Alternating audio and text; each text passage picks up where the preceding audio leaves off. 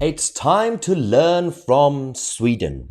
Again, Sweden was one of the rare countries during 2020 and 2021, the lockdown era, to go rogue, to go against the global consensus on lockdown policies. And they've been forced this time to also do things differently when it comes to net zero.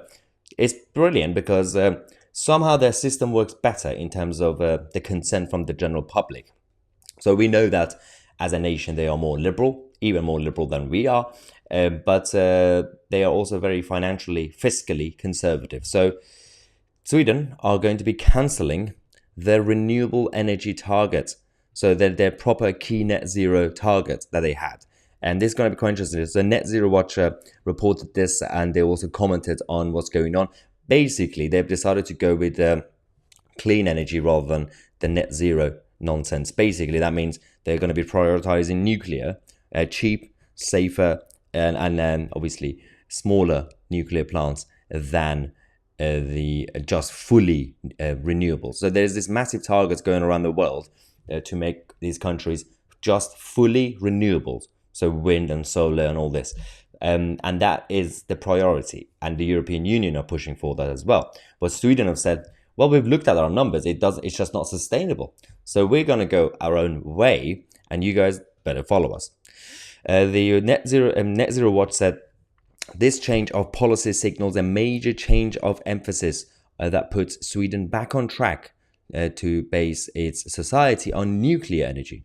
Announcing the new policy in the Swedish parliament, the finance minister said this creates the conditions for nuclear power. We need more electricity production, we need clean electricity, and we need a stable energy system.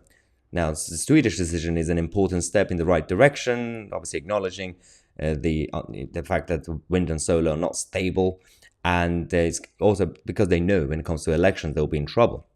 Now, the United Kingdom has every reason to follow Sweden's lead, but should go further. A small population in a large country such as Sweden can afford to reject fossil fuels, relying on nuclear and hydro.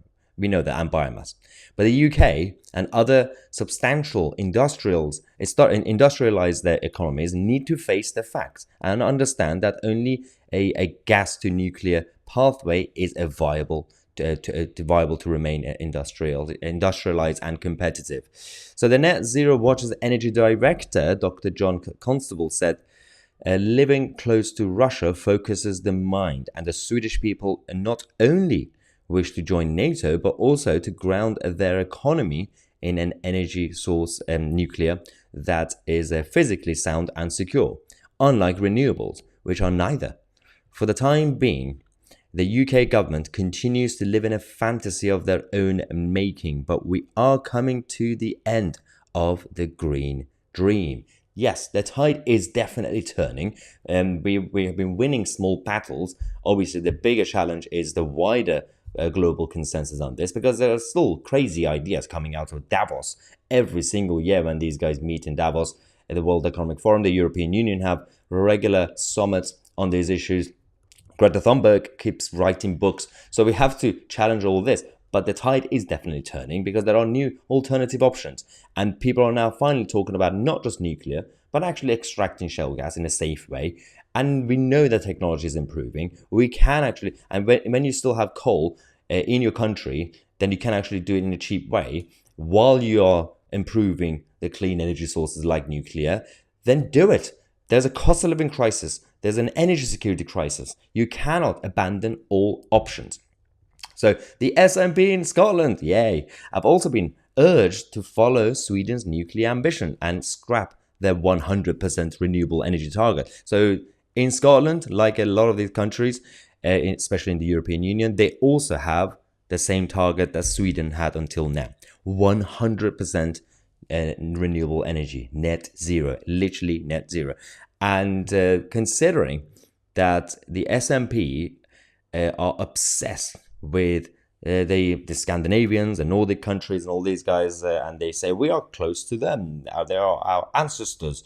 So maybe it's time to listen to what the Swedish government are telling you. So obviously they're not going to do that until there's a massive collapse, and you're going to have Keir Starmer banning oil and gas production. So that's going to be lovely, isn't it? If you think things are bad now, imagine what's going to happen after the next general election if Keir Starmer somehow becomes Prime Minister. Anyway, we'll keep you guys posted on this as usual. I'm Mahyar Tousi, and we are the media.